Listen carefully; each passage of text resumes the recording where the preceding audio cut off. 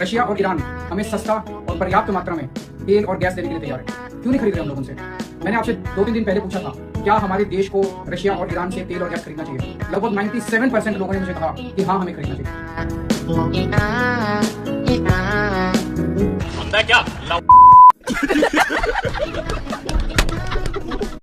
तो दोस्तों, स्वागत है आपका फिर से हमारे एक और धमाकेदार वीडियो में। तो वीडियो को शुरू होने से पहले वीडियो को लाइक कर दो और चैनल को सब्सक्राइब कर लो और कमेंट में जय श्री राम का नारा भी लगा दो। तो चलिए वीडियो को शुरू करते हैं। जय श्री राम। बिजली गायब है और गर्मी प्रचंड है, लेकिन हमें भी अपनी देशभक्ति पर घमंड है। पेट्रोल 1000 रुपए लीटर हो जाए, चाहे देश भर का एग्जाम पेपर लीक हो जाए। किसानों को खाद मिले, चाहे रुपया डॉलर के मुकाबले 2 कौड़ी का हो जाए। हम सरकार से सवाल पूछकर देश से गद्दारी नहीं करेंगे और सरकार के सारे जुल्म चुपचाप सह लेंगे, क्योंकि यही असली देशभक्ति है कि नहीं? हाँ, समझने वाला समझे। हमको बोलते हो अच्छा खाना मत खाओ, पानी मत पियो, जियो मत, गोल्ड मत खरीदो और ट्रैवल मत करो। खुद देखो कितना ट्रैवल कर रहे हो, हैं? बड़े बड़े महंगे बहुत नीच आदमी जहाजों में घूम रहे हो, 2-3 लाख के मशरूम खा रहे हो, हैं? और फिरंगियों के साथ घूम रहे हो।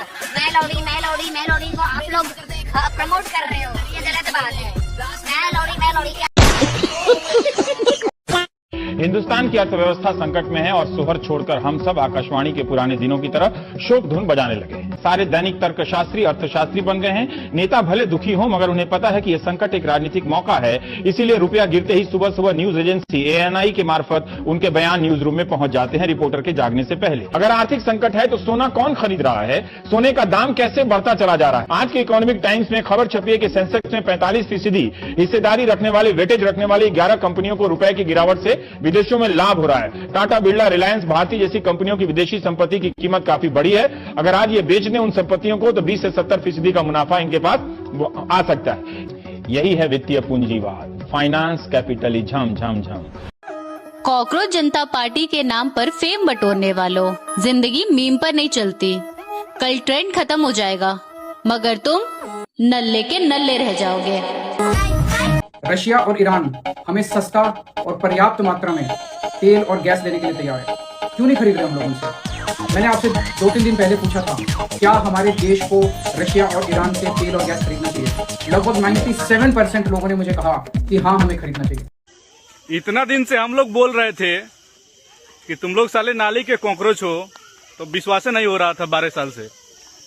एगो विदेश में रहने वाला सिया बोल दिया सब कॉकरोच, तो एकदम 22 मिलियन साला कॉकरोच निकल गया। भाई, हमने CJP ज्वाइन कर ली, शाबाश, अब आएगी क्रांति। हाँ, हम पूरे देश को जोड़ने का काम करेंगे। हाँ, हम कश्मीर में आर्टिकल 370 रिमूवल के खिलाफ आवाज उठाएंगे। लेकिन कश्मीरी तो अपने लोग, और NRC और CAA के खिलाफ भी। लेकिन इन्फिल्ट्रेशन सिर्फ BJP के अगेंस्ट बोलेंगे, बाकी पार्टी भी तो चोर है। आम आदमी पार्टी का PR भी संभालेंगे। लेकिन आपने तो हम युवाओं के लिए ये पेज बनाई थी ना। हाँ, जेनजी जुड़ेगा और रिवोल्यूशन लाएगा। और तू विदेश में बैठ के मेरे देश में सिविल वॉर करवाएगा। भाई, मैं भी उसी देश का हूँ। CGI ने बेरोजगार युवाओं को कॉकरोच बोला, भूल गए? CGI ने मजबूर बेरोजगार को नहीं, तेरे जैसे दलाल बेरोजगार को कॉकरोच बोला था, और आज तूने उनकी बात सच कर। लेकिन हमारी फॉलोइंग देखो, इतने कम दिनों में हमने BJP को पार कर दिया है। अगर हम गलत होते तो क्या हमारे साथ इतने लोग के गुस्से में आके गलती हो गई? अभी अनफॉलो करता हूँ। अरे केजरीवाल जी का जरा एक स्टेटमेंट देखना। बाकी पार्टी वाले क्या करते हैं? जब सरकार बन जाती है 4.5 साल तक कोई काम नहीं करते, केवल लूटते हैं। आखिरी के 6 महीने में दिखाने के लिए कुछ शुरू कर देते हैं। हम उल्टा करते हैं, जैसे ही सरकार बनती है हम काम करना शुरू करते हैं। केजरीवाल जी कह रहे हैं कि पार्टी वाले 4.5 साल कुछ नहीं करते और आखिर के 6 महीने में थोड़ा बहुत देकर आपको बेवकूफ बना देते हैं। सही कहा आपने, मैं इसका एग्जांपल देती हूँ। आपने बोला था कि महिलाओं को 1000 रुपए देंगे, 2022 के आपने मैनिफेस्टो में बोला था। उसके बाद 4 साल निकल गए, अभी भी जो आपका लेटेस्ट बजट आया है उसमें आपने प्रोवाइड नहीं किया। अब आप रजिस्ट्री ले रहे हैं, तो फिर तो वो हो गया कि चुनाव से पहले आप दे देंगे पैसे। 4 साल तो आपने दिए नहीं सर। उसके लिए बजट रखा है। देखो राहुल, जो गारंटियां दी जाती हैं वो विदिन 5 ईयर्स होती हैं कि विदिन 5 ईयर्स हम पूरा करेंगे। अभी उसके लिए बजट प्रॉपर रखा है। अब आज का भगवंत मान का वीडियो देख लीजिए। एंकर ने पूछा कि महिलाओं को 1000 रुपए देने का वादा किया था, 4 साल हो गए, कब देंगे? तो पंजाब के CM कहते हैं अब दूंगा। मतलब केजरीवाल जी की बात सही हो गई, 4.5 साल कुछ नहीं करते और जैसे ही इलेक्शन आता है ये लोग नींद से जग जाते हैं। भगवंत मान ने तो केजरीवाल को सही प्रूव कर दिया। अब ये कॉकरोच पार्टी वाले आपको नहीं दिखाएंगे, इसलिए अब आपकी जिम्मेदारी है कि टैग करके ये वीडियो शेयर करो और सबको दिखाओ। चमचों ने इस बार अपने आप को कॉकरोच बताकर अपने आप को सही जगह लाकर खड़ा कर दिया। हम भी तो इतने साल से यही कह रहे थे कि आप लोग नाली के कीड़े हो। वक्त सब कुछ बदल देता है ना। अमित शाह को चैलेंज दिया, बीजेपी के कई बड़े नेताओं को गुजराती गैंग कहा। अब ये सब कुछ करने वाले ममता के भतीजे अभिषेक बनर्जी के घर पर भी बुलडोजर चलने वाला है। सुनकर शायद बहुत लोगों को हैरानी हो रही होगी, क्योंकि टीएमसी के राज में अभिषेक बनर्जी की इलीगल प्रॉपर्टीज पर उंगली उठाने की भी हिम्मत किसी में नहीं थी। लेकिन अब राज्य में ये हो रहा है क्योंकि बीजेपी सरकार में आ गई। घर के बाहर पुलिस, घर के अंदर पुलिस। फिलहाल अभिषेक बनर्जी के घर शांति निकेतन में बिल्कुल भी शांति नहीं है, सब कुछ अशांत है। घर के कई हिस्सों में ममता के भतीजे ने इलीगल एनक्रोचमेंट किया हुआ है। सिर्फ घर ही नहीं बल्कि अभिषेक बनर्जी की कंपनी लीप्स एंड बाउंड्स को भी नगर निगम की ओर से नोटिस चस्पा किया गया और उनके घर को भी नोटिस चस्पा किया गया। अभिषेक बनर्जी की मुश्किलें सिर्फ इतनी ही नहीं है। बंगाल में इलेक्शन के दौरान उन्होंने जितने भाषण दिए उसे भड़काऊ भाषण बताते हुए Vidhanagar cyber crime police station में अभिषेक बनर्जी के खिलाफ एफआईआर दर्ज हो चुकी है। टीएमसी के जितने रसूखदार नेता हैं सबके खिलाफ ये कार्यवाहियां हो रही हैं, सबके घरों पर बुलडोजर चल रहा है। लेकिन आप इसी से अंदाजा लगाइए, जब टीएमसी के नामचीन चेहरों की प्रॉपर्टी पर इलीगल एनक्रोचमेंट का ठप्पा लग गया है, तो जो टीएमसी के छुटभैया नेता होंगे जो खुद को गुंडा मानते हैं, उन्होंने तो गली गली में अवैध कब्जा खोल रखा है। हालांकि पीला पंजा अपना काम कर रहा है, लेकिन बंगाल में टीएमसी की हालत एक सबक जरूर देती है कि सत्ता का गुरूर ले डूबता है। कॉकरोच जनता पार्टी वालों के बीच में आपस में मार हो चुकी है दोस्तों। ये लड़ाई क्रेडिट की है कि मुझे प्रमोट करो, मुझे प्रमोट करो, आपस में भिड़ रहे सोशल मीडिया प्लेटफॉर्म्स पर ओपनली। जाकर देखो कॉकरोच जनता पार्टी ने सबको अनफॉलो कर दिया। ओवैसी ने यूएन को पत्र लिखा है कि हिंदुस्तान में मुसलमान सेफ नहीं है। यूएन का जवाब आता है कि जहां पर मुसलमान सेफ है ना, वहीं चले जाओ। हम तो चले परदेस, हम परदेसी हो गए। ये हमारी रेंटिंग गोला जी है। इन्होंने कॉकरोच जनता पार्टी के ऊपर 2 वीडियोस बनाई उनके सपोर्ट में, और उन लोगों ने इनको सपोर्ट नहीं किया, उन लोगों ने इनको फॉलो नहीं किया, ना ही इनको फंडिंग दी। तो ये मान गई बुरा। ये बोल रही है कि मुझे सपोर्ट क्यों नहीं कर रहे हो, सिर्फ 1-2 बंदों को ही क्यों सपोर्ट कर रहे हो। मतलब भाई मंदिर बनानी और भिखारी पहले आ गए।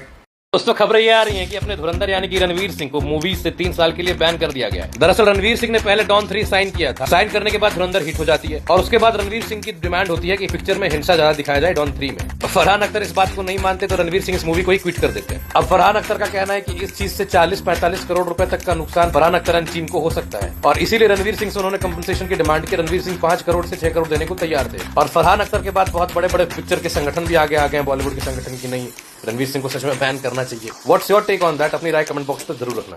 कॉकरोच जनता पार्टी से मेरा एक छोटा सा सवाल है कि भारत में जो मौजूदा सरकार है, आपकी लड़ाई ग्राउंड लेवल पे है या सोशल मीडिया पे है? आपके जो सपोर्टर्स है, जो आपको ये समझ रहे हैं आप क से क्रांति वाले हो, लेकिन आप क से किचानो हो।